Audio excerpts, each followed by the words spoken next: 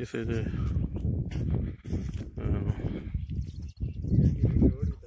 जी अस्सलाम वालेकुम।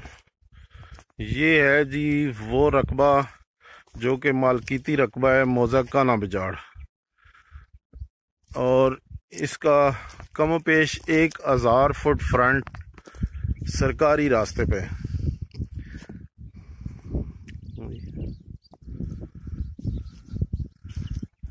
यहाँ से 7000 रकबा कम्पैक्ट पीस पे आपको दे सकते हैं, जो कि इसका रेंज रोड यहाँ से सिर्फ 1 किलोमीटर के फासले पे है। इसके बैक पे ये जो दरख्त नज़र आ रहे हैं पीछे, इससे सीधा सामने 1 किलोमीटर के फासले पे रिंग रोड है इसका। ठीक है जी।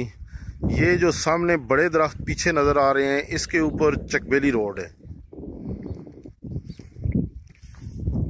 ये इस तरफ ये जो लंबा दरख्त छोटा सा नज़र आ रहा है, इसके पीछे इसका रास्ता है, पीछे मेन रोड से आ रहा है, जो कि 1000 फुट इसका फ्रंट उस सरकारी रास्ते पे 20 फुट का रास्ता है, उस पे लगता है जी। ठीक है। इस रोड से जो कि 500 मीटर के फासले पे ये रोड है, इधर से 50 कनाल का पीस खरीद के इस रोड पे भी रास्ता लग सकता है।